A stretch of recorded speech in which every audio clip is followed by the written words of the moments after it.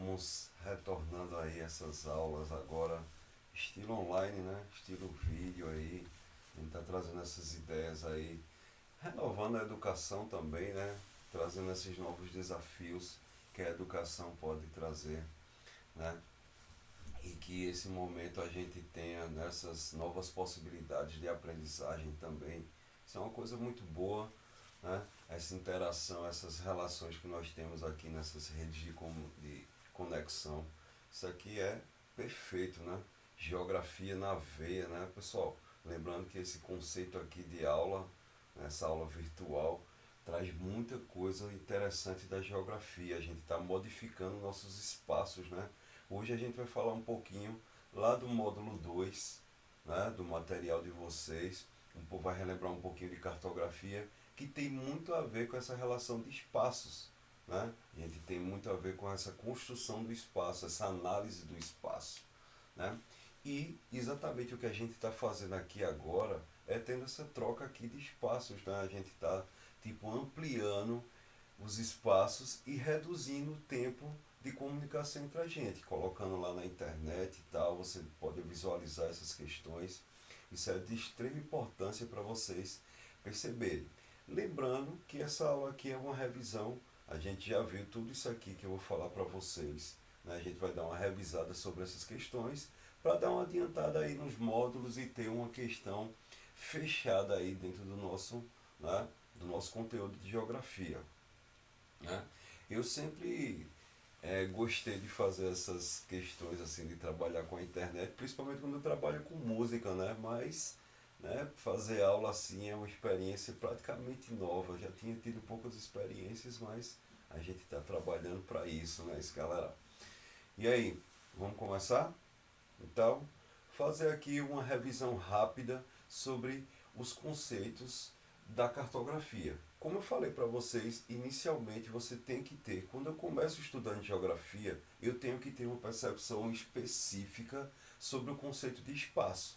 Né? A geografia ele tem esse conceito de espaço bem trabalhado nessas ideias e é ele que vai construir, né, todo o conceito de todas as outras formas que a gente trabalhar dentro da geografia, todos os outros princípios fundamentais, certo? Então, primeiramente entender o que é espaço, que é exatamente a relação entre, né, o homem e a construção da transformação da natureza.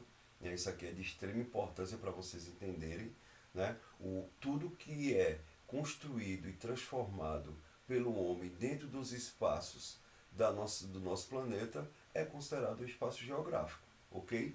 Fica aí a dica para vocês relembrarem aí. Então, a partir desse conceito de espaço, vai vir os outros conceitozinhos clássicos, como por exemplo, vocês devem diferenciar o que é uma paisagem, diferenciar o que é um lugar, né? Lembrando que paisagem é o que a gente está vendo, né, de fora, tá lá, né, distante para a gente, digamos assim, e o conceito de lugar é aquilo que nós estamos inseridos, que na realidade tem uma questão muito interessante aí quando a gente fala sobre isso. Quando eu falo aí sobre o lugar, eu falo diretamente onde eu estou inserido, onde eu construo o que a gente chama de uma identidade. Né? Por exemplo, você que está aí na cidade de Caruaru, você que está aqui, sei lá, na cidade de Bezerros, aonde for, você construiu sua identidade nessas áreas. Automaticamente, quando você faz essa construção, você está utilizando o conceito de lugar. Certo, galerinha? Isso aqui é de extrema importância para vocês terem essas percepções. Isso aí é um marco para a gente entender todo esse processo. Ok? Aí vamos para a cartografia. Engraçado que cartografia ela surge bem antes do pensamento geográfico. Né? A cartografia ela surge um pouquinho antes do conceito geográfico. E por que eu sei disso? Porque se vocês analisarem, por exemplo, algumas coisas clássicas, como a pintura rupestre, ela é um princípio de cartografia. Os primeiros homens, né, vamos colocar assim, né, essas primeiras formações, né, do Homo sapiens, né, eles faziam essas pinturas nas cavernas com o intuito já de demarcar território, saber onde é que tinha a melhor caça, saber onde é que tinha, né, essas formações para você conseguir viver em grupo melhor, onde é que tinha o melhor ambiente. Tudo isso era construído dentro da ideia, né, já de um princípio de cartografia, que na realidade é o quê? O que é que eu faço com a cartografia? É uma tentativa de representação do espaço, ok? Não tem muito segredo quando a gente fala sobre isso. É de extrema importância vocês entenderem essas ideias, ok? Então, desde as pinturas rupestres, a gente já tinha essas ideias de utilizar o conceito da cartografia. Ok, galera? Isso é uma coisinha para vocês ficarem bem atentos. Mas, historicamente, a cartografia ela foi, assim, digamos assim, mais difundida, foi utilizada mais a fundo quando a gente já chega com essa utilização desse mapazinho assim, ó, que é chamado mapa Gassu, que foi utilizado lá, né, pelas primeiras civilizações que foram surgindo aqui na Terra, que foi, por exemplo, né, esse mapa foi descoberto lá na Babilônia, né? O povo sumério já tinha essa questão de representar a sua região lá, que era exatamente a representação do rio Tigres e Eufrates, né? Que era exatamente a região onde eles viviam, ok? Isso é de extrema importância para vocês entenderem. Vocês veem meu aquáriozinho ali, né?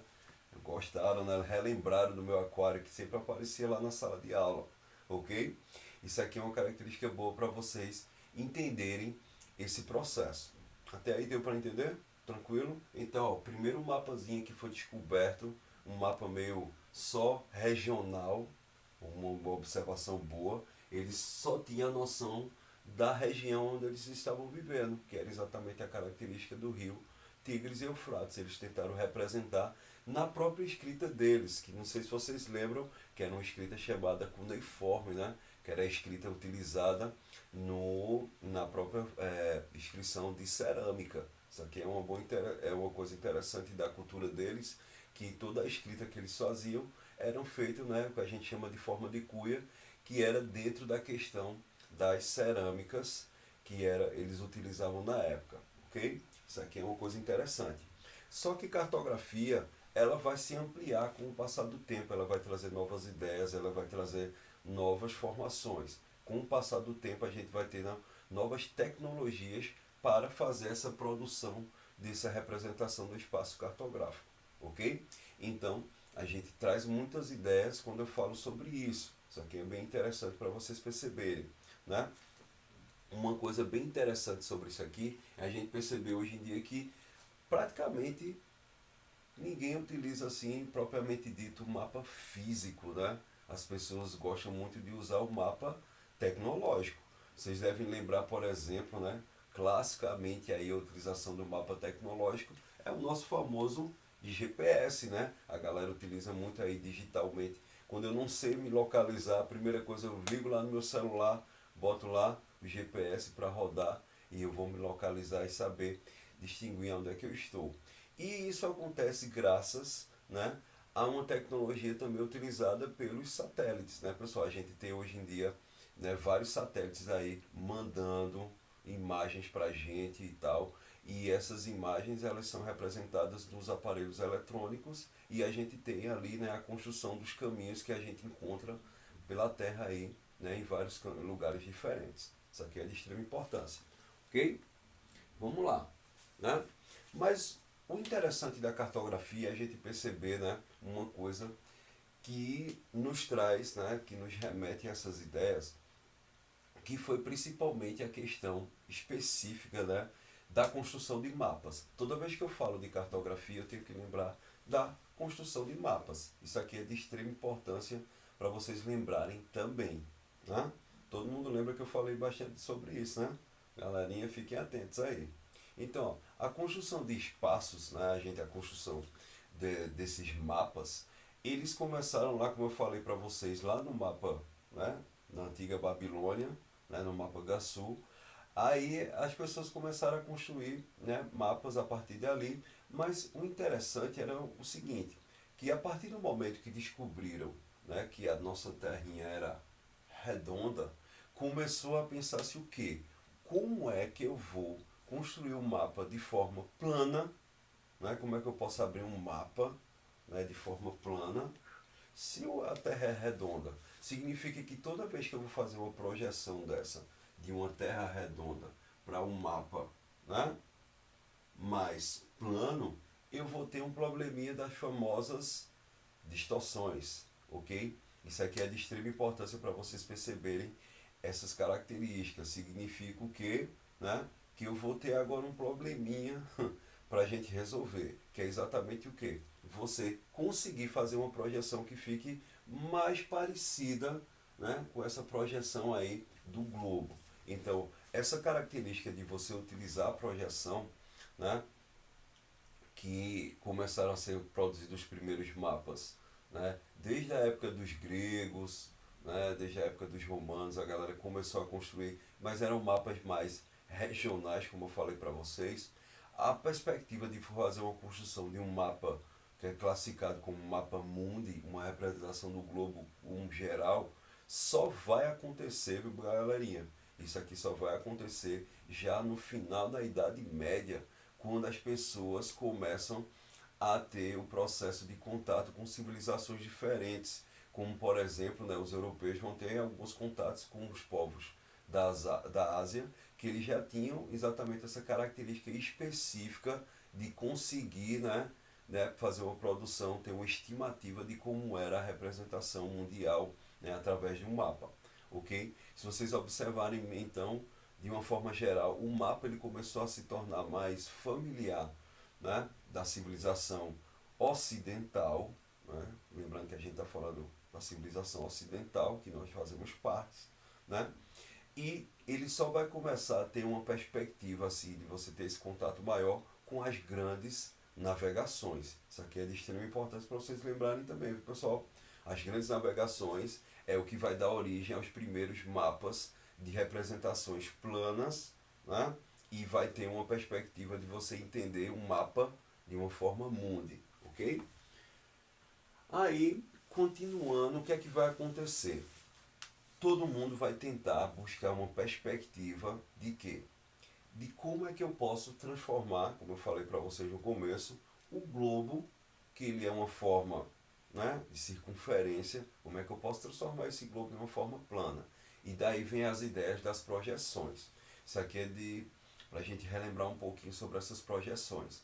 Ok, galera? Existem três projeções clássicas, já falei para vocês anteriormente, né? A primeira aqui é a projeção cilíndrica, depois eu vou falar da cônica, depois eu vou falar da plana, que ela também é a plana, ela pode ter três nomezinhos, né? A plana pode ser polar, plana ou azimutal, não pode esquecer disso aí. Lembrando que a projeção plana, polar ou azimutal já caiu várias vezes no Enem, né? E vocês têm que ficar atentos aí. A projeção cilíndrica também já caiu no Enem, principalmente com a diferença entre o mapa de Mercator, né, que é esse mapazinho que a gente está vendo aqui, e a projeção de Peter. Né? A gente tem uma característica dessa projeção também que tem essas características específicas, né, de projeção cilíndrica. Agora, o que é que eu preciso saber da projeção? Isso aqui é uma coisa, né, vocês devem lembrar direitinho aí.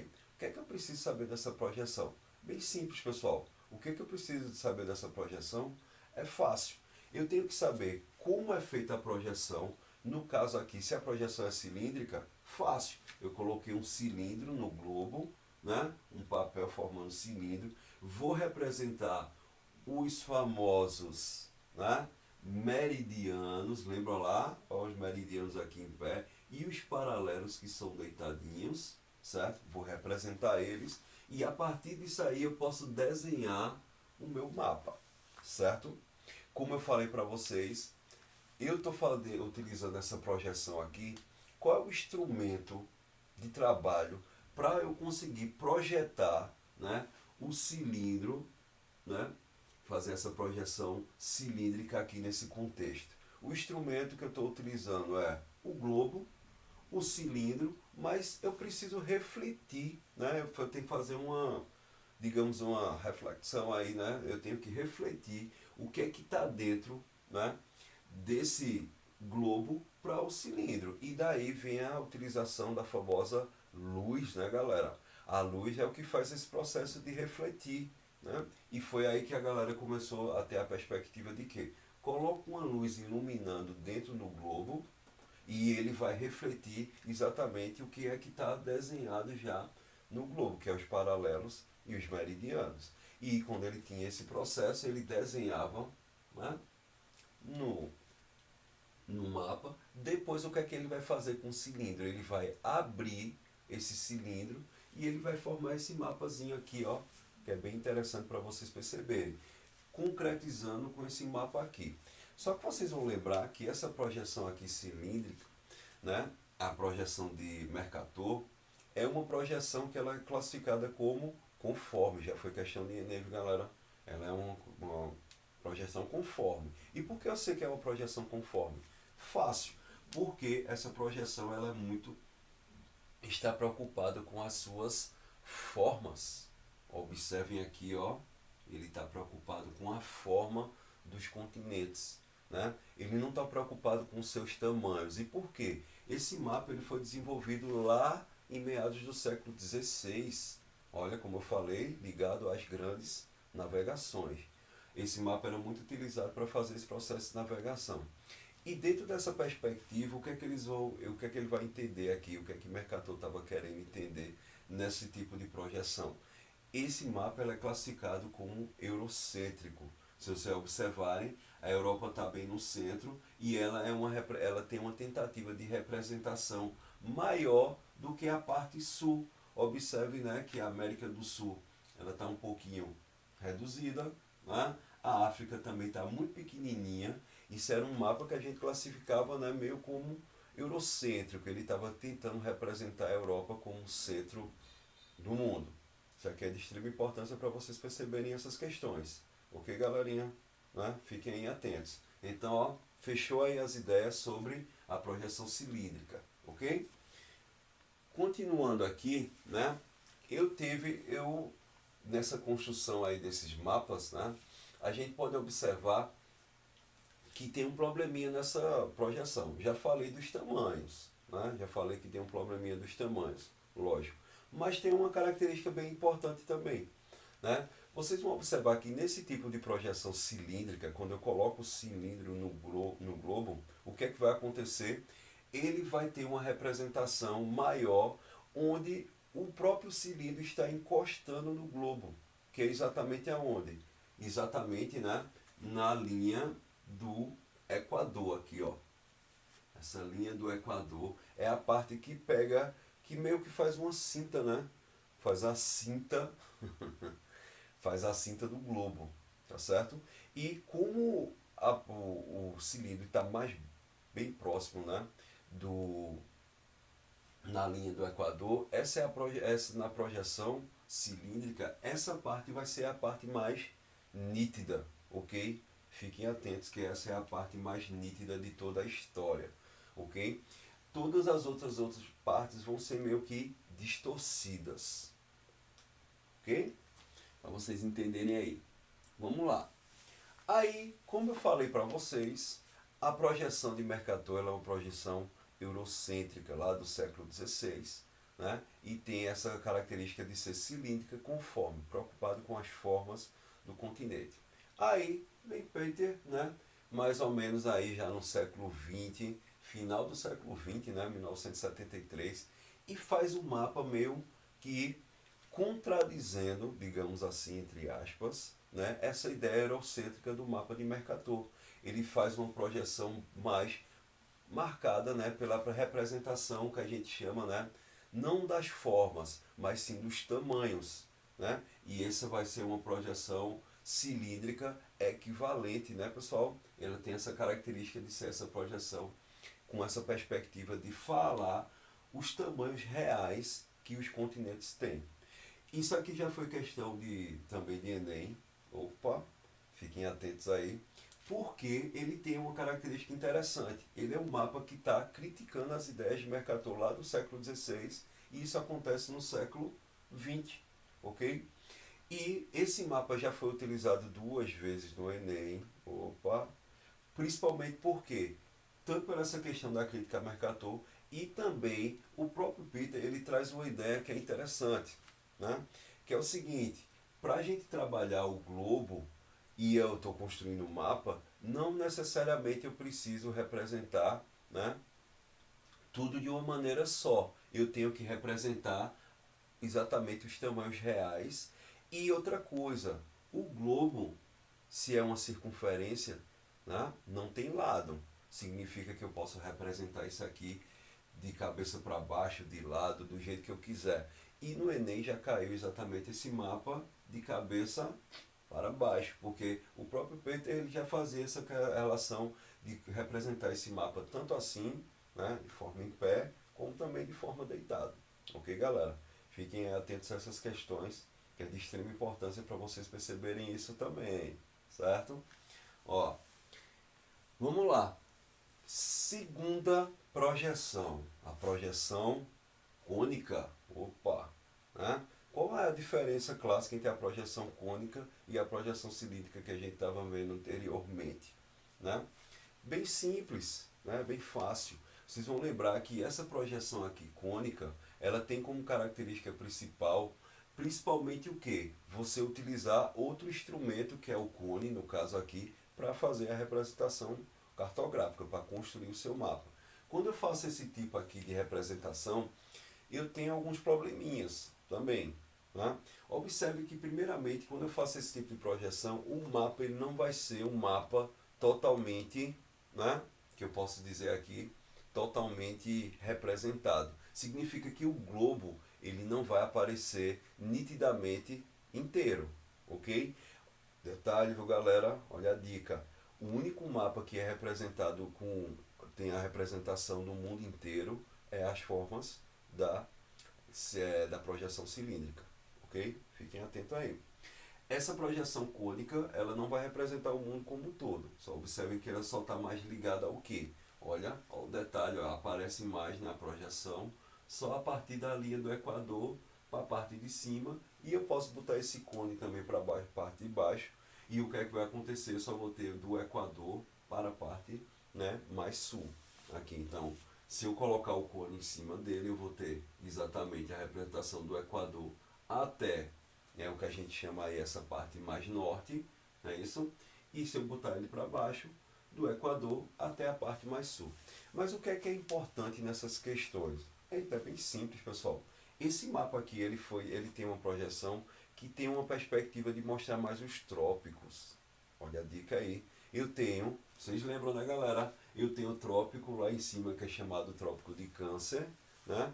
E eu tenho um trópico que está aqui mais embaixo na parte sul, que é chamado de Capricórnio. E esse tipo de projeção tem como característica de representar mais essas regiões. Né? E vocês vão ficar bem atentos quando eu falo sobre isso, que é de extrema importância entender essas projeções para a utilização, né? Para que está sendo utilizado esse tipo de projeção. E como característica básica disso aqui, opa, esse mapa, por exemplo, se eu pegar aqui mais ao norte, ele vai representar mais o que a gente chama do trópico de Câncer, né, como eu falei para vocês. E aí, nesse trópico de Câncer, a gente vai perceber que o que está sendo mais aqui visível é o que a gente chama das regiões temperadas. Olha, por isso que eu coloquei aqui ó, a representação do mapa da Europa para vocês, né, pessoal? Por quê? Esse tipo de projeção tem como característica principal aparecer exatamente essas formações específicas da Europa, né? As zonas temperadas, zonas mais, né? Lembram que a zona temperada, né, pessoal? É o que tem as 4 estações bem definidas, certo?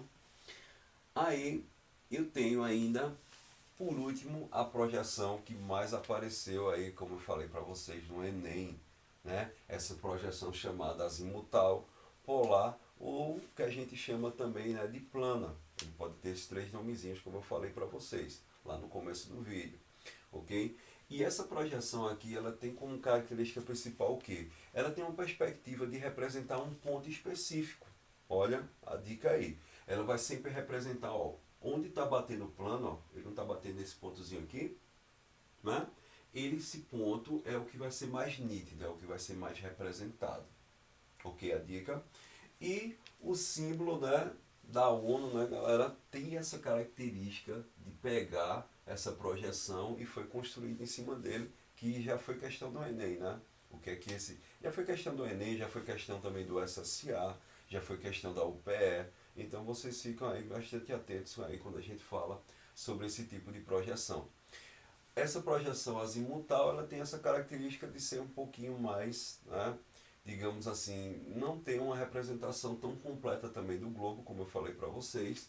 O ponto específico aqui é o que está sendo melhor representado. O resto, vocês observam que é mais distorcido, você quase não entende direitinho o mapa que está sendo utilizado aí, ok? Vamos lá, vamos seguir. O que é que acontece? Com o passar do tempo, né, com o passar dos anos aí, as pessoas vão construindo, novas ideias, vão tentando juntar esses três tipos de projeções que a gente acabou de ver aí e tentar produzir novos tipos de mapa, certo? Vai surgir vários tipos de mapas aí diferentes e tal, e as pessoas vão trazendo mais essa perspectiva, essas proporções, ok? E dentro dessa característica vai surgir alguns mapas interessantes, né? Esse mapa aqui mesmo é o que é o mais utilizado hoje em dia, que é o famoso mapa, né, de Robinson, né? Esse é o mapa de Robinson, ok? É um dos mapas que mais a gente encontra quando a gente compra aquele famoso, né, mapa na livraria, onde for, né? Aí você faz essa compra e você vai observar que esse é o mapa mais representado. Aqui eu estou utilizando alguns princípios, como por exemplo a projeção, né, tanto cilíndrica como parte também da projeção plana, né, cônica também. Eu estou utilizando alguns princípios sobre esse processo. Mas o interessante é o seguinte, pessoal, que com o avanço da tecnologia, as pessoas não vão se preocupar só com a projeção. Como o Peter já tinha lá analisado anteriormente, né, o mapa ele tem que ter exatamente as formas, né, ele tem que trazer as formas mais reais. E quanto mais você busca a realidade, eu vou utilizar esse princípio aqui, ó. Eita, matemática na veia, né, galera? Escalas, né? Para eu ter um mapa perfeito, eu tenho que fazer uma escala, né, relativamente perfeita. E o que é exatamente essa escala? É uma tentativa de você colocar uma realidade, né, uma realidade em um determinado espaço real dentro de um mapa de uma forma que ele tenha uma mesma proporção, né? Matematicamente aí, vocês lembram aí, eu tenho uma mesma proporção aí nesses princípios. Isso aqui é de extrema importância para vocês lembrarem também, pessoal, né? Tem essas características quando eu falo sobre proporções. Então, dentro dessas características, é de extrema importância você também relembrar esses conceitos, né, proporcionais. Agora eu já dei uma dica para vocês, né? Geralmente, quando a gente fala de cartografia, quando eu falo dessas representações cartográficas, que eu utilizo o princípio de escala, eita, aí em geografia fica fácil. Por quê? Geralmente o mapa ele está representado em centímetros, não é isso, pessoal? Lembra disso aí ou não? O mapa está sempre representado em centímetros. E a realidade que ele está representando no mapa geralmente é em quilômetros. Então, dentro da geografia, a proporção que eu vou mais utilizar é exatamente essa relação entre centímetros e quilômetros. Fiz vários exercícios com vocês na sala de aula sobre isso, vocês se lembram? Né? Que era bem fácil, né, galera? Quando eu tenho dois tipos de escalas, né, que são representados aí, o que a gente chama de escala gráfica e escala numérica. A escala gráfica você não precisa fazer o processo de transformação, digamos assim. Já a numérica você precisa transformar, porque ela está em centímetros e muitas vezes na resposta lá da atividade ele pede em quilômetros e você vai ter que fazer essa transformação. Então fiquem atentos, né? A transformação de centímetros para quilômetros, né, é exatamente o que? Eu vou caminhar 5, olha lá, 5 casas. Né? Eu faço essa questão de caminhar 5 casas. Professor, e se eu for transformar quilômetros em centímetros? Eu vou acrescentar 5 casas. Opa, 5 zeros, não é isso, galera? E já foi questão de Enem também. Você acrescenta lá os 5 zeros e você já tem a transformação de, no caso aí, né, de quilômetros em centímetros. Fácil. Isso aí é uma proporção para vocês perceberem como é que funciona esse sistema da escala. Né? Lembrando que no nosso livro tem altas atividades sobre isso, de transformação, né, de escala. Eu fiz vários exercícios com vocês em salas, inclusive nossa primeira atividade em sala, vocês lembram que a gente fez, né? Ela foi baseada exatamente em projeções, escalas e fuso horário. E depois a gente vai dar uma relembrada também, ok? Vamos lá. Aí, como eu falei para vocês, a escala ela pode ser gráfica, que é aquela famosa régua, ó, tá aqui, ó, pessoal, aquela reguinha. Essa escala aqui é fácil de vocês deduzirem, né? Porque na realidade, ó, essa régua, cada pedacinho desse aqui, ele representa 1 centímetro no mapa, ok? É fácil você saber essa proporção, né? E o valor que ele traz em cima ou embaixo e tal dessa régua é o valor que é representado em quilômetros. Fácil, fácil também fazer essa dedução. Ok, galera? Né?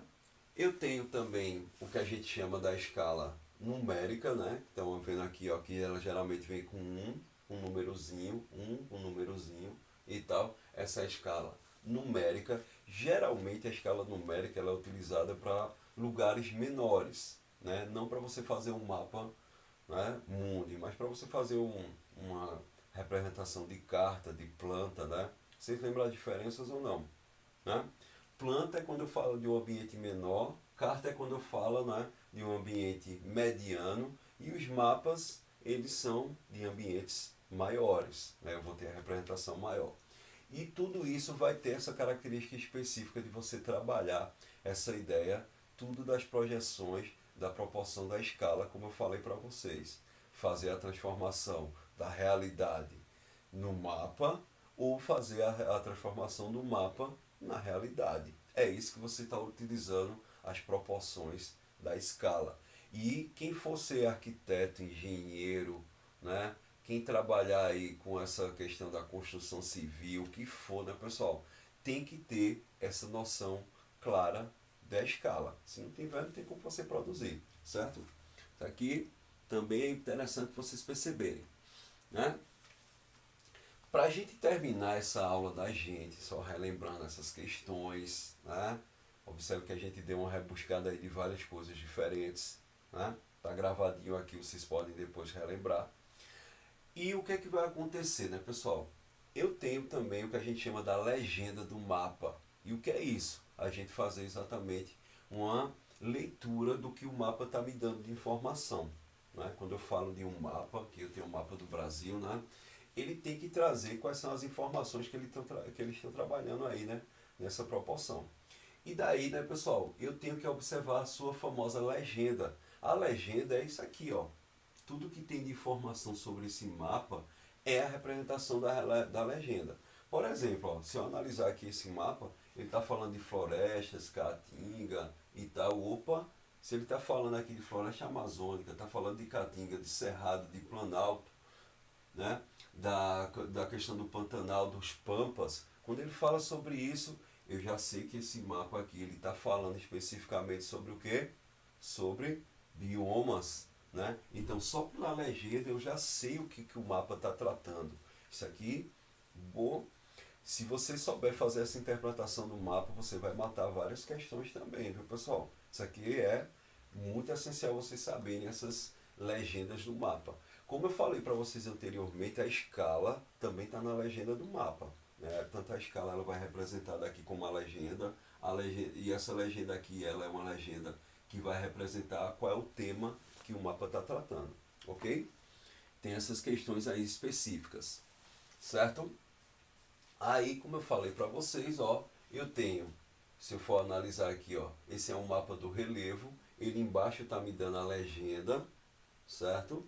Eu tenho também aqui, ó, a escala que está sendo representada, rosa dos ventos, né, a famosa roda dos ventos, para você saber orientar onde é que é norte e sul, onde é leste e oeste, né? É essencial vocês saberem. E tudo isso aqui eu estou fazendo o processo de ler, fazer uma leitura específica do mapa, com toda a sua legenda, né? Li aqui qual é a simbologia da rosa dos ventos, vi qual é a proporção da escala, né? Vi também qual é o tema que está sendo trabalhado nesse mapa, que no caso aqui ele está representando o relevo através das altitudes. Olha que coisa interessante, ele está representando o mapa através das altitudes. E é bom vocês saberem também essas questões, né? Para vocês representarem aí sobre esses mapas. E galera, e por que eu estou trabalhando essa questão específica do mapa, de representação do mapa? Porque é o seguinte, né? Caiu também, ano passado, né, uma questão específica sobre você saber analisar a legenda e saber analisar o mapa, os tipos de mapas que estão sendo trabalhados aí nessas suas proporções. Aqui eu trouxe aqui para vocês lembrarem das coordenadas geográficas, né? Essa questão do paralelos e meridianos. A gente já discutiu muito sobre isso. Isso aqui é uma questão, uma característica muito importante. Mas o que eu quero que vocês fiquem mais atentos sobre isso, pessoal, é a questão das formas de representação cartográficas. Eu tenho várias formas de representação cartográficas. Ano passado caiu o que a gente chama, né? O que a gente chama de anamorfose. Eita, pessoal, lembra lá o que é anamorfose? Eu mostrei para vocês em sala, né? Anamorfose exatamente são formas que a gente tem, né, de distorcer o mapa para representar um tema.